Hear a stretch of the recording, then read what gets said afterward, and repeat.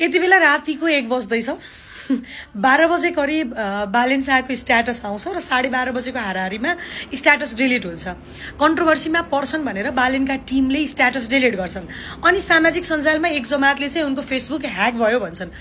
रिमाइन्डरको लागि भन्न चाहन्छु, बालेन शाह र उनको टिम सबैभन्दा बढी सामाजिक सञ्जाल प्रयोगकर्ता हो र उनीहरूलाई मजाले थाहा छ सामाजिक सञ्जाल कसरी प्रयोग गर्नुपर्छ, सामाजिक सञ्जाललाई कसरी युटिलाइज गर्नुपर्छ भन्ने कुरा उनीहरूलाई राम्रोसँग थाहा छ। त्यसैले आम नागरिकलाई भ्रमित पार्ने कोसिस नगरौँ। काठमाडौँ महानगरपालिकाका मेयरले पनि त स्ट्याटस डिलिट गर्नुपर्दो रहेछ नि। यदि ह्याक भएको हुन्थ्यो भने स्ट्याटस कसरी डिलिट हुन्थ्यो?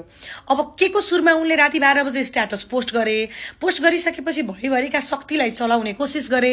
नेपालका राजनीतिक दललाई गाली गर्ने कुरा त उनले नौलो कुरा होइन, तर अमेरिका, भारत, चाइना जस्ता देशहरूलाई चाहिँ उनले प्रश्न उठाए। त्यसपछि उनका भनौँ न निकट भएका व्यक्तिहरूले चाहिँ यो कन्ट्रोभर्सी पर्छ, अब यो कन्ट्रोभर्सी भइसके पछाडि टिक्न गाह्रो हुन्छ, अब सबैलाई थाहा छँदैछ भनेर चाहिँ उनीहरूले हतारमा स्ट्याटस डिलिट गरे।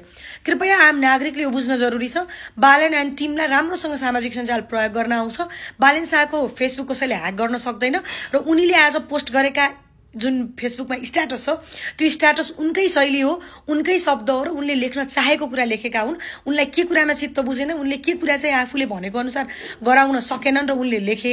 12 बजेको राति कुन तालमा लेखे होला त्यो तपाईँ हामी सबैले बुझेका छौँ। त्यसरी भ्रमित नबनौँ र कृपया गरेर आम सर्वसाधारण सोझा नागरिकलाई भ्रममा नपारौँ। अब नेपाली नागरिक सचेत बनौँ। 12 बजे राति 1 बजे राति कसैको सनकको भरमा स्ट्याटस लेख्ने र त्यो स्ट्याटसलाई हामीले आधार मानेर देशलाई चाहिँ छनौज जनयुद्धतिर, गृहयुद्धतिर, अब आम नेपाली दाजुभाइ नै लडेर मर्ने स्थितितिर नपुर्याउँ। पछिल्लो समय उनले गरेका घटनाक्रमहरू पनि सम्झ्यौँ। डियर जीएनजी साथीभाइहरू, उनले सिंहदरबार आगो लगाइदिन्छु भने, उनले संसद विघटन हुनुपर्छ भने, यी सबै कुरा भए, उनको अनुरूप नै भयो। तर तपाईहरूले बालेन शाह आउनुपर्छ, नेतृत्व गर्नुपर्छ भन्ने कुरामा उनी आएनन्, उनी भएनन्, उनले गरेनन्।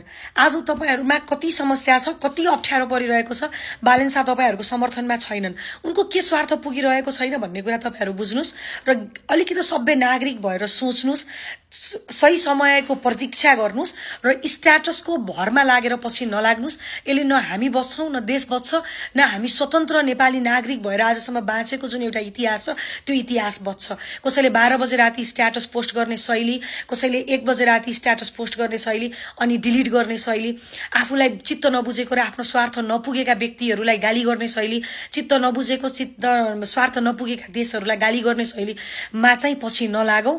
अलिकति सजग नागरिक बनौँ। बालेन शाहको फेसबुक ह्याक भएको होइन, उनीले आफैले लेखेको स्ट्याटस हो भन्ने कुरा त डिलिट भएपछि प्रमाणित भइ नै हाल्यो।